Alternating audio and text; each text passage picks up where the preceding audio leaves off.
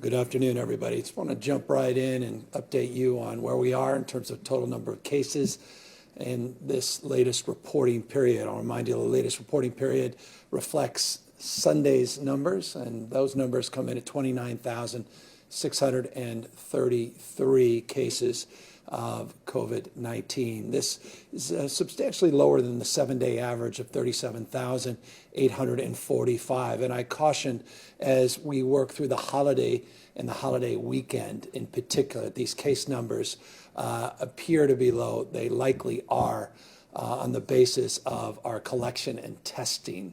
Just more on that, you could see the 7-day average total number of daily tests has dropped below 300,000 to 285,500. On Saturday, it went up to 421,000, 314,000 yesterday. So we're starting to get our cadence back in terms of daily tests, but there was a lag. There was certainly an impact associated with the holidays.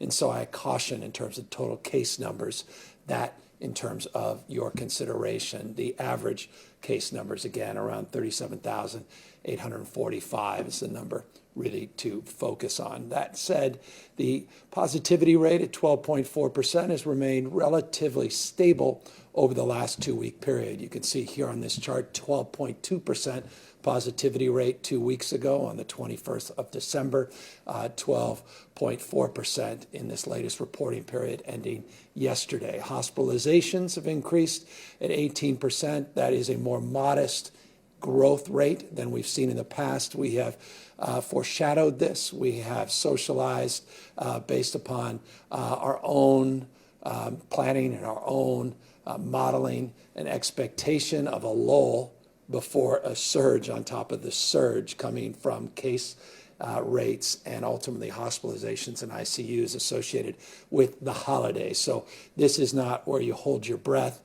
It's good news, nonetheless, that we're seeing a modest reduction in the growth rate in hospitalizations. But I just remind you what you don't see on this slide and the subsequent ICU slide, which shows a 22% increase in admissions over the last 14 days, is this reality. On hospitalizations, we've seen a 7-fold increase in just 2 months.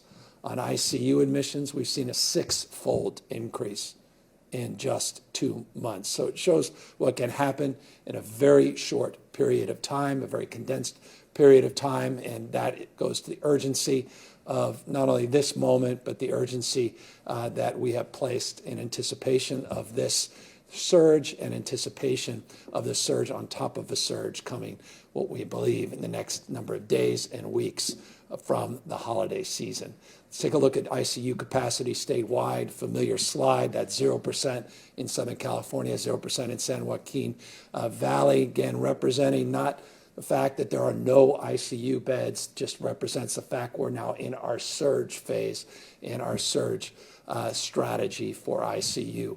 I will identify an additional ICU capacity, 7.9%, around 8% in the Bay Area. You can see the greater Sacramento region hovering 12.1%, been a little above 15%, a little below 15%, now at 12.1% in Northern California.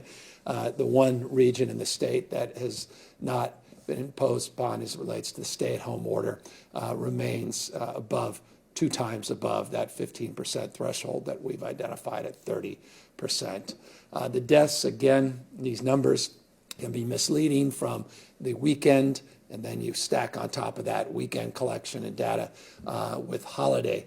And so take a look more, I think, closely at that 7-day average, 336 lives lost, families torn apart because of this pandemic. Just put it in perspective, the last 14 days, close to 4,000 Californians have lost their lives. This is a deadly disease. This is a deadly pandemic. It remains more deadly today at any point in the history of this pandemic.